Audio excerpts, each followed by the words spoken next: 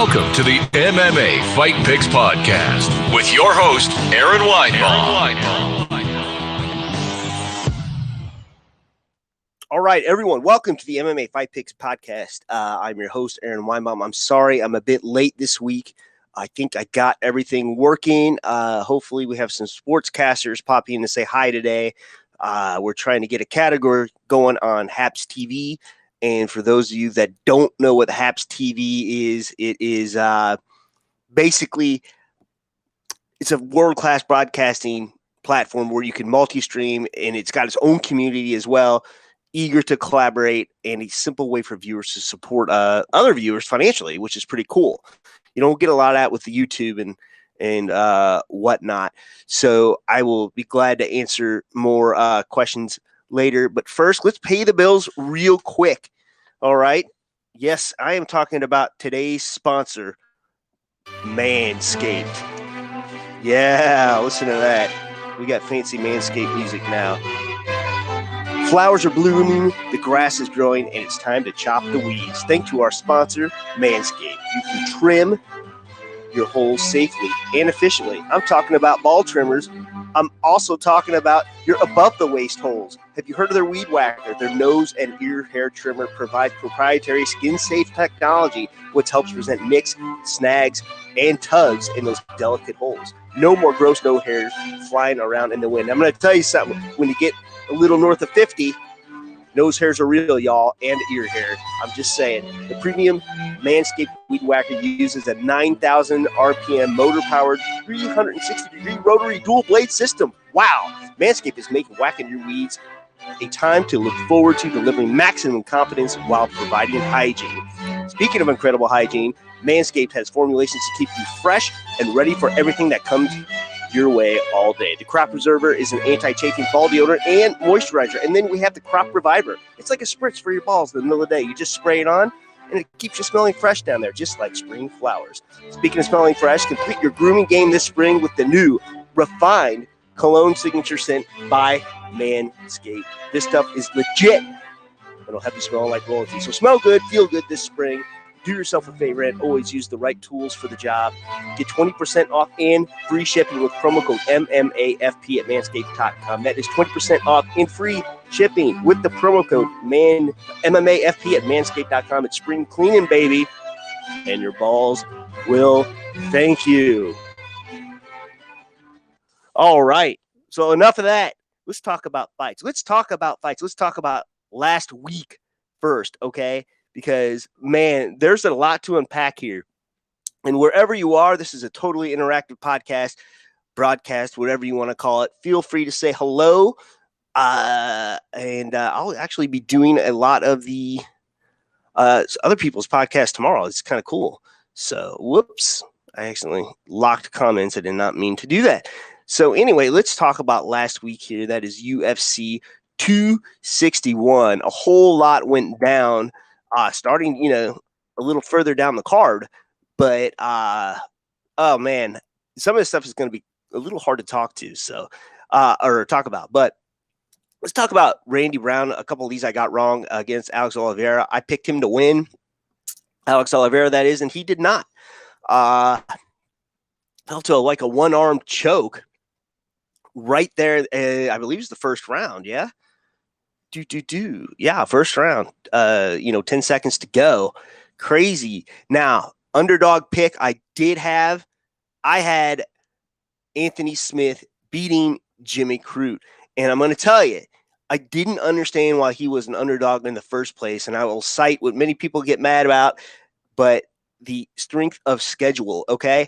Anthony Smith has fought world champions. Anthony Smith has almost beaten world champs. He's beaten, I know he's beaten Rashad Evans. I'm pretty sure he beat Shogun Rua. Jimmy Crute really did not have that strong of a pedigree, and it was stopped by a leg injury. Kind of the same kind of thing that happened later on. This next fight, Uriah Hall, Chris Weidman, not even one strike thrown except that kick that went around the leg of Uriah Hall. And, man, that was gruesome. Very, very hard to see. Exactly the same thing that happened with Anderson Silva on Chris Weidman's leg. So I don't know what the odds of that were happening. of that happening in reverse, but astronomical, just as disgusting. I mean, I can't unsee that video of that leg being wrapped around the other leg. If you have a stomach for it, look it up. I'm sure it's everywhere. But man, oof. Valentina Shevchenko, Jéssica Andrade went about like I thought. I don't see who beats Valentina at this point. I was surprised, though. Rose Namajunas, Zhang Weili, Rose got her. I mean, Rose got her a minute 18 seconds into the first round, knocks her out. Crazy. I know Zhang protested, but it was a clear knockout. Thug Rose, man. I don't know who she fights next, but interesting to see. Probably the winner of the Lauren Murphy, I can't remember now, Jennifer Maia fight, I believe. And then the main event, I did see Kamaru winning. I didn't see what Masvidal had to offer him, and I was right. I didn't think it'd be a KO in round 2 in only 6 minutes of fighting time, but amazing. Kamaru is for real. So there you go. All right. I guess there's no sportscasters tuning in, so we're trying to make sports a thing here at HAPPS. So want to say hi? Now's the time. You want to talk MMA? Now's the time. You want to ask me about HAPPS? Now's the time. I can briefly run through that. Otherwise, we're going to go ahead and pick some fights. Ooh, I see I got a Facebook likey. That's very nice. Oh, hi, Jackie girl. Thank you for watching. All right, so, whoops, I don't know what's going on here. My comments keep disappearing, and then okay, there we go. This has got to be error here. Jim in Chicagoland. I will be on with Jim in Chicagoland at 10 p.m. Eastern. So, Jim, I'm on now if you're listening. So, I hope I wasn't supposed to send him a message, but I'm going to real quick. Whoops. Let's mute that real quick, and then I'm going to get to these. Fights. So, I knew who he was earlier. He sent me a message, and he's another burgeoning sportscaster. So I'm gonna try to invite him actually. So Jim in Chicagoland, Jason. I got confused at who he was earlier because Chicagoland. Yeah, there he is. I'm going to invite him in to say hi. And then we're going to go ahead and pick some fights. I'm going to pick some fights. I think he's more the other sports here and whatnot. Okay. I'm going to test here. Oh, it's me. Whoops. Okay. Facebook is working. Perfect. All right, so let me see if I have anyone waiting. All right, so far, no. So we're going to go ahead and we're going to pick the first fight of the night down at the bottom of the card. And you know what I forgot to do? I forgot to look for odds. Amazing. So I'm going to do that as well. So that is a fail on my part. I forget. People don't think I'm legit unless I mention the odds. And let me tell you something. So I don't go strictly by the odds. A lot of times I pick against the odds. And that's where you either win big or you get into some trouble. So I wish I would have bet on Anthony Smith last week. That is where the odds really kind of would have won you some money, I believe. So, whoops, messed that up. Okay, one more little deal here, and then we are ready to pick. So my bad for not being ready to go. This is what happens when you go live, by the way. So many different ways to go. Uri, what I picked Uri. Oh, dang it. Yeah. All right. Something just went off on my. All right. Dominick Reyes. I think we're good to go. So my bad. I know how mad you guys get though when I don't do the odds. So my bad. Okay. So Jim not responding, but I will. It's all right. All right. First fight of the night with odds. Would dare not have odds. Merab Dvalishvili against Cody Stamann. So let's take a look at Merab first, man. And what a beast this guy is. So he hasn't lost since that Ricky Simone fight back in April 2018. It was that guillotine choke, but there was a bit of a controversy there because we didn't think that choke was sunk in. At least his team did not. And then on its hair, Terrion Ware, Brad Katona, Casey Kinney, Gustavo Lopez, and more recently, I guess it's been since August. I didn't realize it's been that long ago. John Dotson really sent him packing from the UFC. The pace this guy puts on, Merab Dvalishvili, is insane. And I can't wait to see what he's going to do against Cody Stamann, who just lost to Jimmy Rivera. That was a pretty good fight, if I recall. And then, but then before that, he got wins over Brian Kelleher, Alejandro Perez, who did lose to Aljamain Sterling. They call it the Funk Streusel. And I think there were two very, it's the something stretch. I can't remember what it's called. And Zabit pulled it off, I think, the same night. But so Aljamain was trying to coin it Funk Streusel. Did not bonus. I do remember that. Let's see what the odds have to say. So Merab, it's a minus 240 favorite. And you got Stamann cashing at the plus 185 underdog. I think the odds probably have it right. I think that Merab just mauls him all night long. Next up, Sean Strickland against Krzysztof Jotko. So I don't know why you think he was Russian, but he is not. He is Polish. Let's take a look at Sean Strickland first. Just beat Brendan Allen, who fought last week. Knocked him out round 2. So when was that? Oh, November. So it was a while ago. Yeah. Huh. Jack also has wins over Jack Marshman, Nordine Taleb, Elijah Zaleski. So he was an up and comer. He lost to him, and then of course has a win against Court McGee. And he went all the way with the champion, Kamaru Usman, back in 2017. Of course, it was a unanimous decision loss, mind you. Now, let's see. Jotko just beat Eric Anders May of last year, so he hasn't fought in quite some time. Wins over Marc-Andre Barriot, Alan Amadowski, and then he had a 3-fight losing skid 2018, Brad Tavares, Uriah Hall, David Branch. So, interesting. Let's see what the odds have to say. I have not looked at this one. Whoops. The odds. Which favorite here? I'm not sure I understand why. Minus 250 favorite, where you got Jotko at a plus 200 underdog. I'm not as confident as I am, or was rather, with Anthony Smith.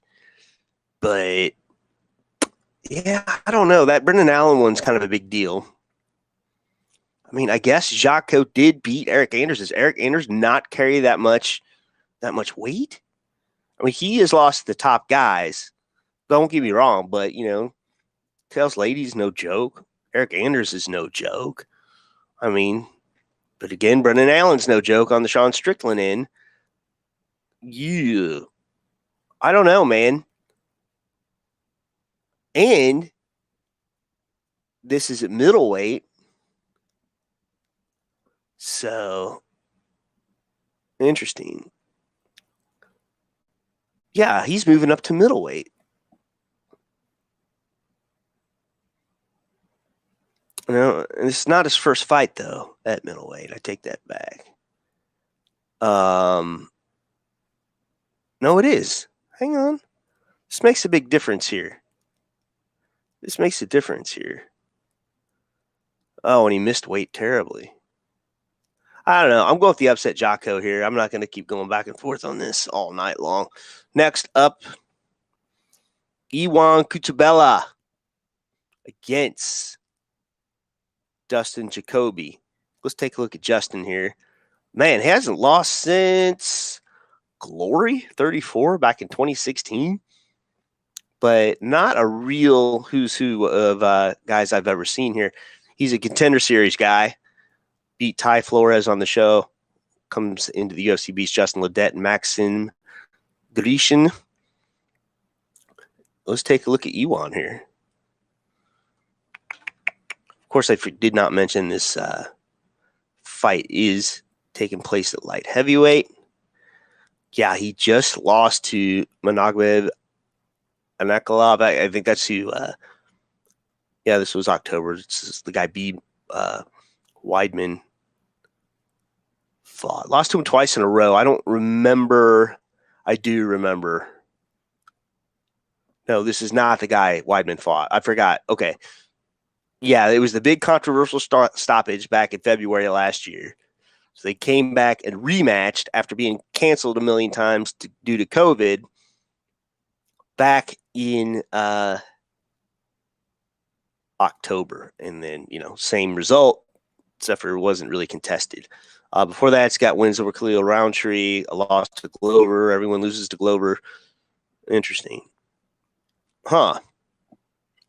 All right. Well, interesting. I wonder what the odds have to say here, because I don't have a real strong opinion here.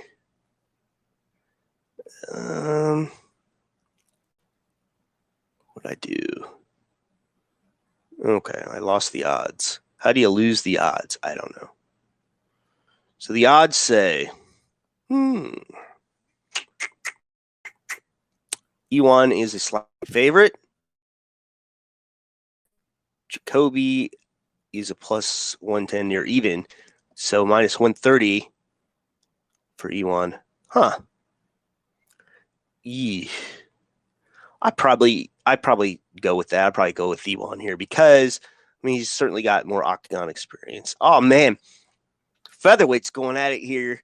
Cub Swanson, Giga Chikadze. Let's take a look at Cubber. Just came back with a right weight. No, what? Is this one of the ones I got messed up here? Did he just win his last fight? Daniel Pineda, yeah. Oh, okay. So he's okay. I'm looking at a grappling thing where Jake Shields took his leg off, I believe. So okay, Daniel Pineda, Karan Gracie. He really schooled Ron at Karan in that fight. A fight everyone I think picked him to lose. Daniel Pineda. I don't remember who I picked to win that one, but I wasn't expecting a lot out of Cub. He had a skid, man. Dating back from December 2017 all the way, didn't win a fight again until 2019. So, but his 4 losses were tough guys, Shane Burgos, Moicano, Renato Moicano, Frank Yeager, Brian Ortega. So, listen, man, Cubs been around a long time, so it's hard to ever count him out. Chikadze hasn't lost in a long time, since 2018. But I'm going to do the strength of schedule thing. I don't know who he's really beaten that I'm super impressed about. Jamie Simmons, Omar Morales, I don't know. Let's see what the odds have to say. I am surprised. Cub is a slight underdog at plus 160, but then minus 200 for Chikadze as a favorite. Man, I'm not saying put money on Cub. I like Cub in this one. I like his experience. I like he has had way harder fights, and he seemed hungrier these last few fights. So 37 years old. I don't know what that means. Going up a guy who's 32. Going Cubber. Going the underdog upset, if you will. All right, next up. The main event of the evening. Dominick Reyes versus Yuri Prochazka. I can say his name wrong. I practiced before. Yuri Prochazka. How about that? All right. Let's take a look first at Dominick.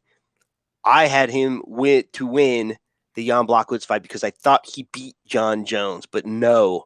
Round 2, Jan starches him to become the light heavyweight champion. Before I thought he won against Jon Jones. But look at these wins. So Chris Weidman tried to come up to middleweight. That didn't work out. Beats Volkan Oezdemir, Ovince St. Preux, Jared Cannonier. So he hadn't lost up until that Jon Jones fight. Now let's take a look at Yuri. A real up-and-comer here. Just beat Oezdemir in a fight I don't know that he was doing so great at. I thought Oezdemir might have gassed a little bit, if I remember correctly. He has wins over CB Dalloway, Fabio Maldonado. These are not UFC caliber guys anymore. Fabio's been gone for a while. CB's been gone for a while. Has a win over Muhammad Lawal, who really very easily could have been a middleweight, and also is has some lingering injuries of his own. Then we have wins over Brandon Housley, Jake Yoon. Okay, I want to know what the odds have to say, because no way. Yuri is the favorite, -150. Dominick, near even at +120. I'd like to see where this fight goes as we get closer to where the odds goes. We get closer to fight time, but I don't think the odds have this one right. I think Dominick Reyes, the Dominator. I think everyone wants to be the next Cosmet, and everyone wants to call that in the air, but no, Dominick Reyes for the win. Okay, that's it. Thank you to everyone that watched. And until next time, shalom. Please remember to support the podcast by visiting the affiliate links on AaronSaysWhat.com.